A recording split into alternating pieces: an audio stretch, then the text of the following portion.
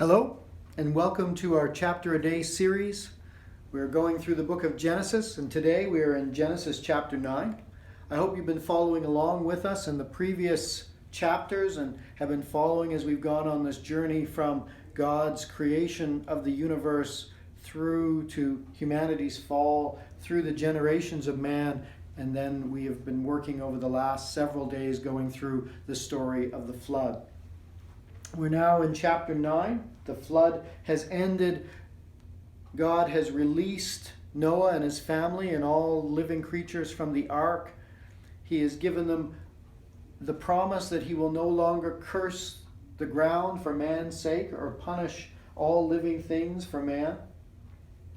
Then we come into chapter 9 and we continue to see the promises that God is making to Noah and to humanity. Chapter 9, verse 1. And God blessed Noah and his sons and said to them, Be fruitful and multiply and fill the earth. The fear of you and the dread of you shall be upon every beast of the earth, and upon every bird of the heavens, upon everything that creeps on the ground, and all the fish of the sea. Into your hand they are delivered. Every moving thing that lives shall be food for you.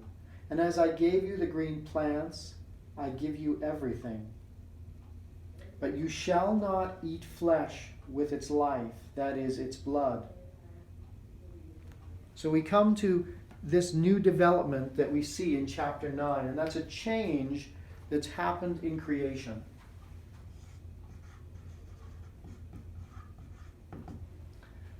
If we go back to the initial chapters of Genesis, we know that in the original creation plan,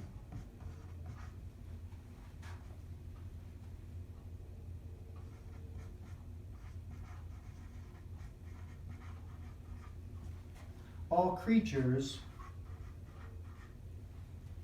were plant eaters. I know I said at the time, those of you who enjoy your steaks and such would probably be disappointed, but in the initial creation plan, all creatures, including human beings, were given the plants to consume. That we were not to consume the other living creatures, nor were they, we would assume, to consume each other. But after the flood, so post-flood, we have a change.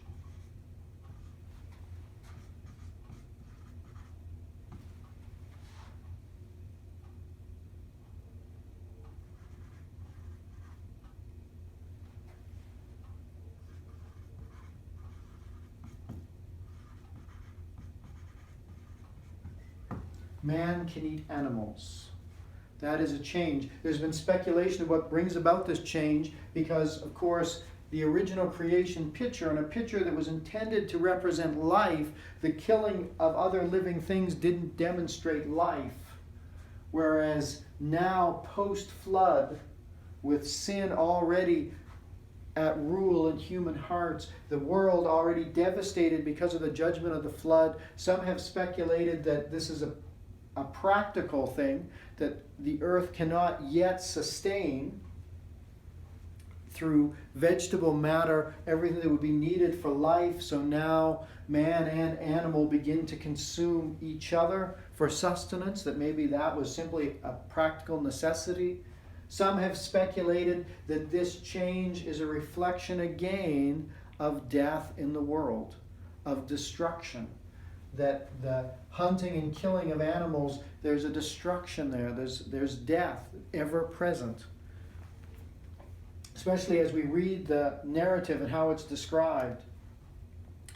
It says in verse 2, The fear of you and the dread of you shall be upon every beast of the earth, and upon every bird of the heavens, upon everything that creeps on the ground, and all the fish of the sea. Into your hand they are delivered. Every moving thing that lives shall be food for you. Notice that first part, that there is dread now.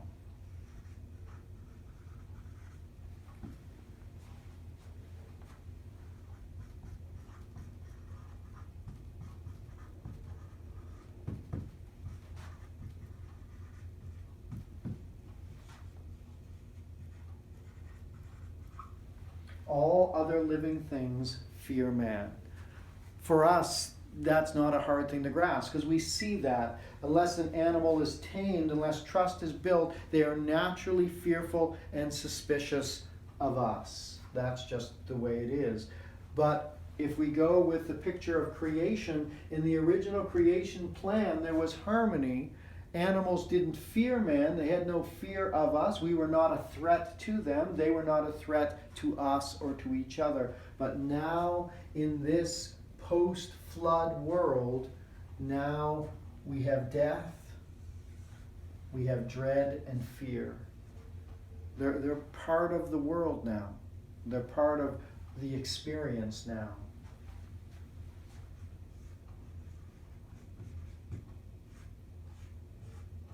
We exist in a world of death.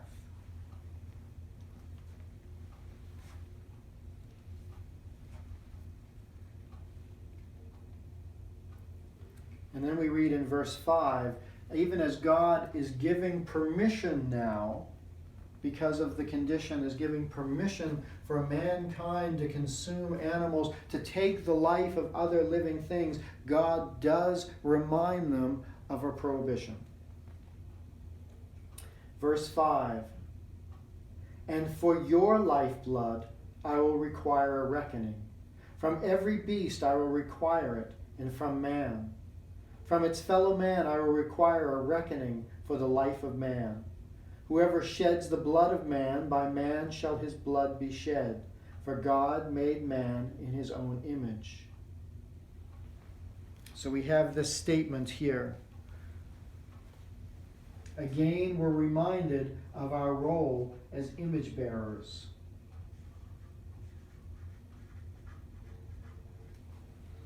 But now we are reminded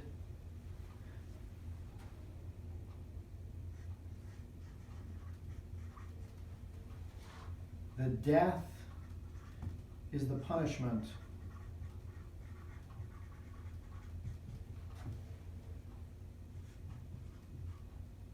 for killing an image bearer.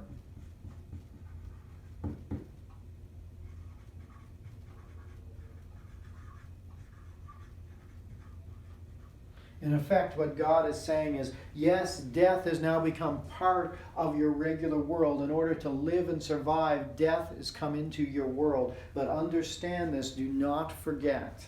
Though I have given you permission to kill other living things in order to have food, you are the image bearer of God.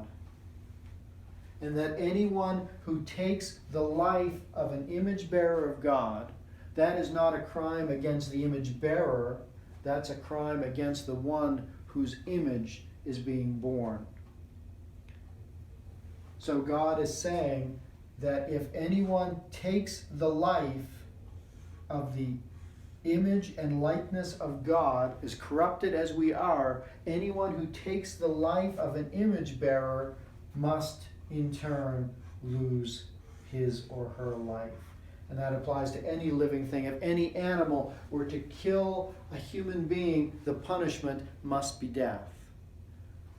And if any human being seeks of his own will to take the life of another image bearer of God, then God says this is the judgment that must be meted out to you. God is showing them the importance of the image bearer, referring to who they represent. As a picture of God, any attack on the image bearer is in effect an attack on God.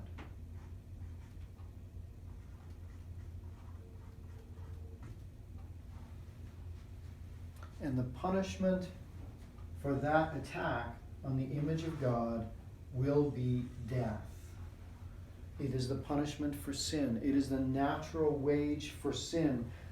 And for humankind, they need to understand this. So God is instilling in humanity again their principal role in creation to reflect God. But now he has to remind them of the consequence because he knows the sinful heart of man. Then in verse 7, he tells them the positive part of their role as image bearer. And you, be fruitful and multiply, increase greatly on the earth and multiply in it. That as image bearers, we are supposed to multiply.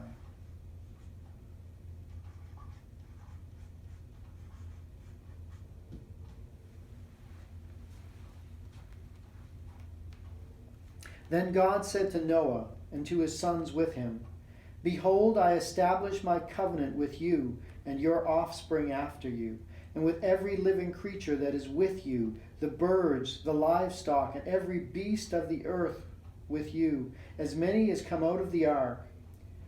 It is for every beast of the earth. I will establish my covenant with you, that never again shall all flesh be cut off by the waters of the flood, and never again shall there be a flood to destroy the earth. And God said, This is the sign of the covenant that I make between me and you and every living creature that is with you, for all future generations. I have set my bow in the cloud, and it shall be a sign of the covenant between me and the earth, when I bring clouds over the earth, and the bow is seen in the clouds.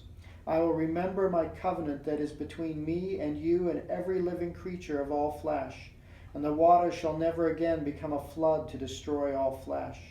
When the bow is in the clouds, I will see it, and will remember the everlasting covenant between God and every living creature of all flesh that is on the earth. God said to Noah, This is the sign of the covenant that I have established between me and all flesh that is on the earth. So we come to this picture of the covenant.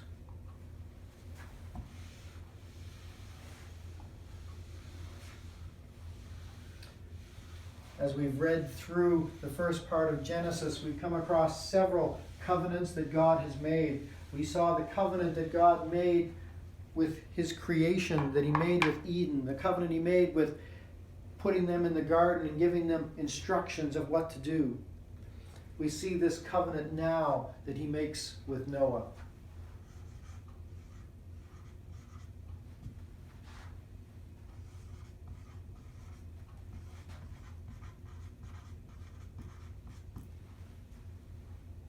And in this covenant that God makes, he says that he will never again flood the world in an earth-shattering, catastrophic, world-judging flood.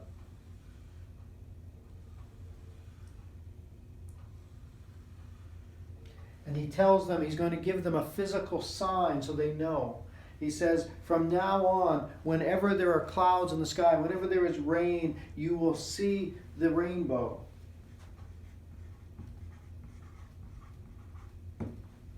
And you will know the covenant I have made, never to destroy the earth with a flood again. And that applies to you, but also to all the physical creation, to all the living creatures, that they need not fear that destruction again. He said, when I see the rainbow, I will remember.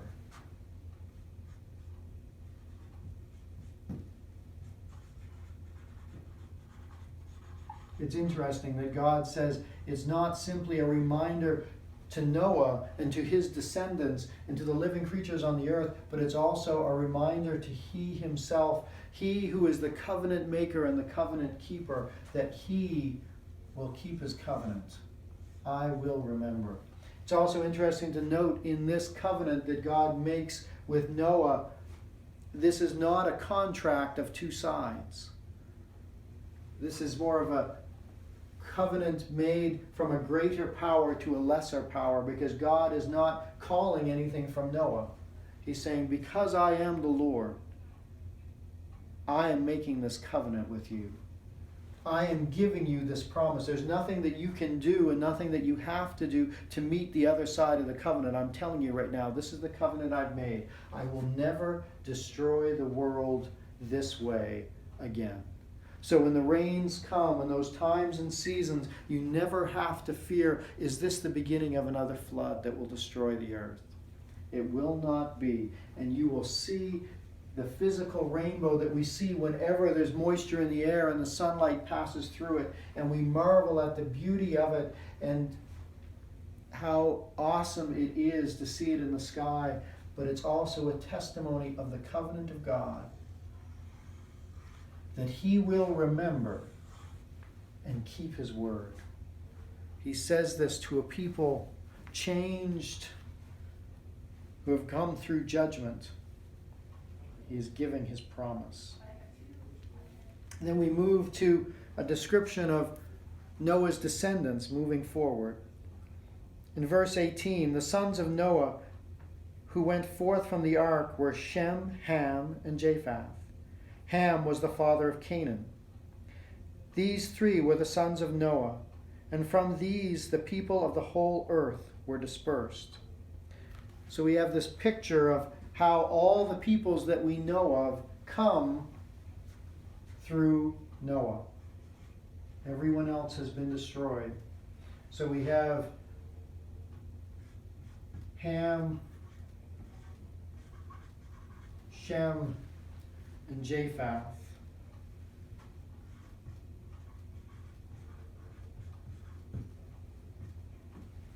And then we see the note here in the text that Ham, his descendants, would become the people of Canaan. This is important, of course, because the Genesis story account was written by Moses, and it was written first for the children of Israel that are going into the promised land, that are encountering these people groups from Canaan. And they're having a connection now in the narrative.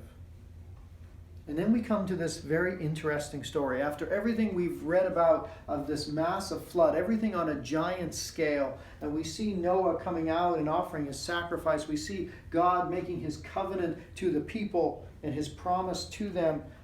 We see the changes that are happening in the created world now. Then we come to this interesting story. Verse 20.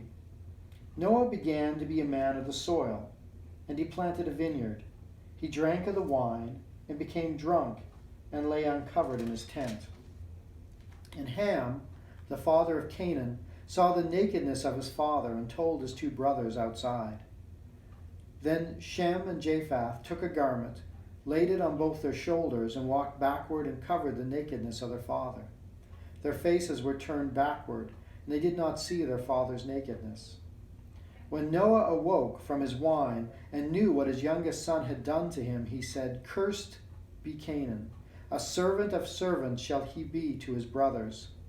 He also said, Blessed be the Lord, the God of Shem, and let Canaan be his servant.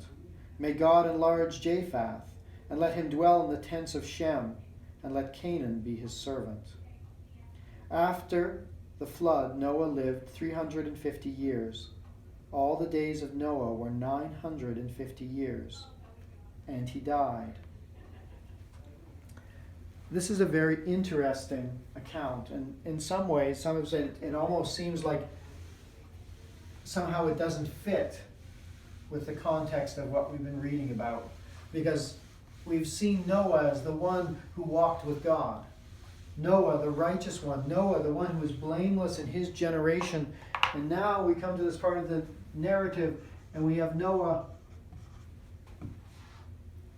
and he's now a farmer.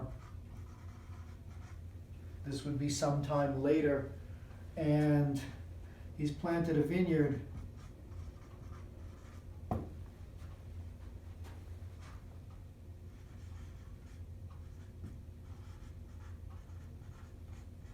And he gets drunk.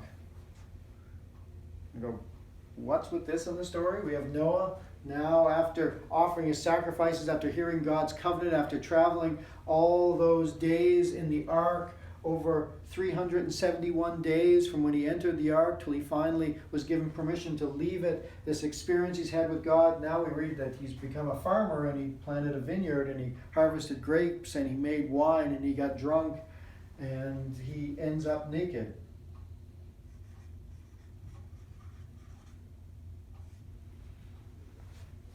So what's the first thing that we can take from this? And the first thing that I think we need to remember, and we can't lose sight of, that Noah is human.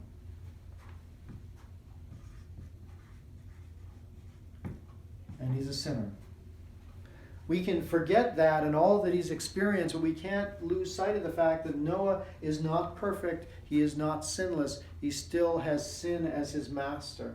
So he still makes decisions and choices and puts himself in situations which are unwise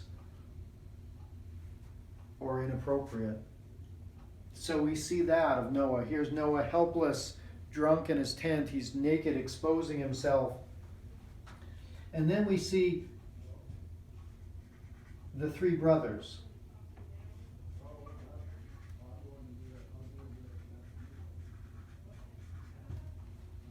We have Ham, discovers his father.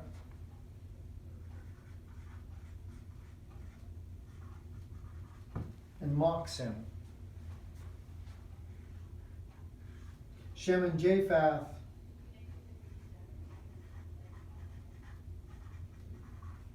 cover him.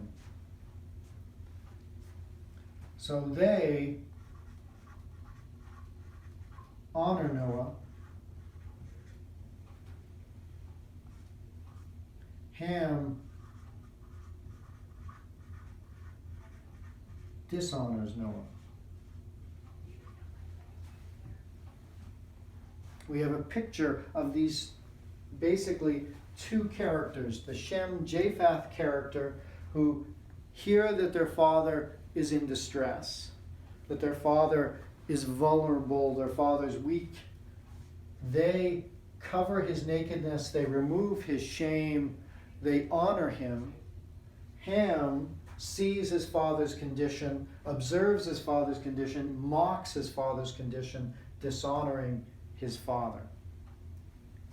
And we see the response that comes from Noah, which is a picture of the descendants that they will have. Because as we know, that Noah has 3 sons who now populate the entire earth. And as I already said to you, Ham is said to be the father of all those who would live in the region of Canaan. We're told that Ham's descendants, because of what he has done, they are cursed. Cursed be Canaan, a servant of servants shall he be to his brothers. Noah also said, Blessed be the Lord, the God of Shem, and let Canaan be his servant. May God enlarge Japheth, and let him dwell in the tents of Shem, and let Canaan be his servant. So we're told that those who come from these two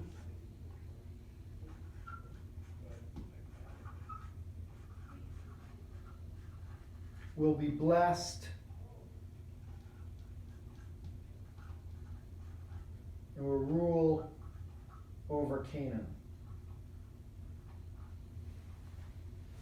In this picture, one may say, but why is what he has done being transferred onto those who come after him? But we see here in Scripture, there's this pattern explaining why these people are the way they are, because they walk in the same pattern of life that Ham did, that they have the same characteristics that he had. So the curse is not only a curse, it's also a prophecy. This is what these people will be like. They will be like Ham. They will dishonor, and therefore they will be cursed.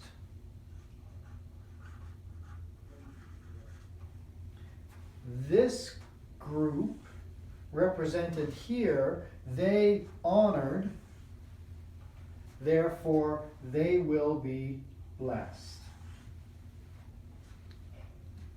And we'll follow as we come to the next genealogy to see how this moves forward. But it's an interesting picture, and the two things we grab out of this is, of course, that Noah is human, that at no time does he as a character lose his humanity, because this is a real story involving real people encountering a real God. And Noah is human, and he has a sin nature. And we encounter these three characters here, two that are combined, and we see the two ways that you can respond. There is mocking and dishonor. There is the covering and honor. One leads to blessing, and one leads to a curse.